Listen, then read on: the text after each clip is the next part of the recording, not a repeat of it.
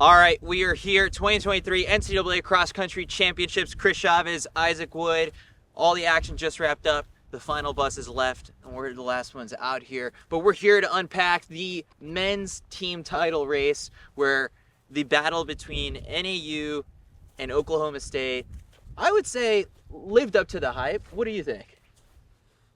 You know, it was not quite as close as I thought. You know, I mean, I think Dave thought it would be closer. You know, they were throwing around 75, 74 points is what it would take. And honestly, Oklahoma State put the beat down, 49 points to NAU's 71. 49 points is nasty. I mean, I didn't look, but I can't imagine there being a better team score than that in the last little while. If there has, it was NAU dominating another time. But obviously, Dave Smith put together the perfect team for an NCAA championship. I mean, he didn't even stop.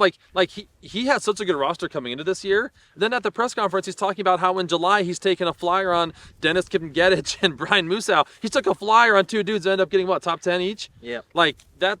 And he could have been okay with knowing that he had Messaoudi and Maier and Shitsama all coming back, but he didn't. He just kept pushing, and it paid off in a big way. Yeah, Kipngetich was one of those guys who was up there late into the race, contending for the individual title, ends up holding on to fourth place. Musau ends up in eighth.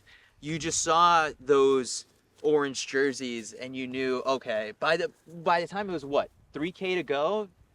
Yeah, it was over. It was over. Yeah, there was just way too much orange there. I thought that Nico and Drew did a good job. They kind of bounced around, and there was that front group of about 10 or 15 that they kind of were in the front and then not. I thought they did a good job of finding each other and staying there. I mean, shoot, they still scored about 71 points, which wins most years. That's an outstanding team score. So that's the hard thing about cross country is you can only do what you can do. You cannot control what other teams do. So you have to stay focused on how you did as a team. And if you're Mike Smith and you're NAU, you can't be mad. No.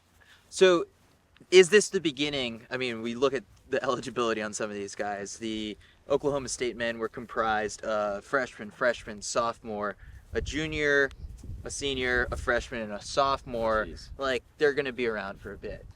I think what was BYU NAU is going to become OSU NAU for the next couple of years. For the next few years. Yeah, I think BYU will be good next year. If we're talking super far ahead, they'll have a good team.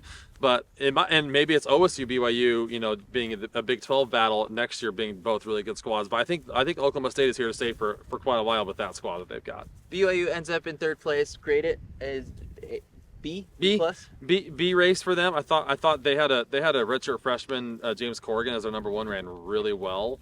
Aiden Troutner, a former NXN champ to DNF, which hurt them because he was in that 30-40 range for quite a while in that race. And so to have him, DNF, hurt them a little bit in that regard, but they weren't going to get second or first anyways today. So to finish third, despite having a DNF, and despite an okay day from Cree Thompson, Joey Noakes, just speaks to their depth.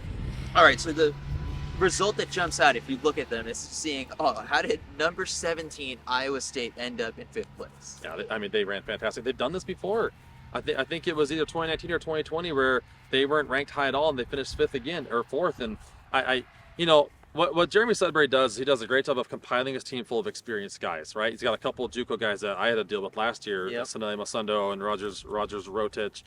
Bringing Saeed McCall in, Gable Seaforder ran well, and then Tim Sint had a really good race for him. And so with that combination, he's putting together this team full of experienced guys, and experienced guys, like I said, they run well in NCAAs. All right, anyone else to jump out to you? Or who you were disappointed by? Yeah, I mean, I don't know. I don't think Wisconsin was probably stoked about how they ran. I think they had a DNF from a key guy. I think Evan Bishop DNF'd. Bob Liking, Big Ten Bob, just didn't have his day. And NCAA's is weird that way. Maybe he was sick. But either way, that was probably not the race that Wisconsin was hoping to have today. All right, so to end it, way too early pick for 2020 for Oklahoma State versus NAU. Who are you leaning on right now? You have to go Oklahoma State. You have to. That team that they've got coming back. It'll be interesting to see what happens this early indoor. We'll have an indicator of hey, where are people's depth? Where are their 8th through 12th guys capable of right now? Because if they've got a bunch of guys that can still break 8 minutes or break 13:40 that are in that depth pack range, those guys are the guys that are up next to kind of the next man up mentality. We'll have a better idea of what those teams will look like in a year. That is your 2024 NCAA men's team title recap. Oklahoma State, what a show. Amazing.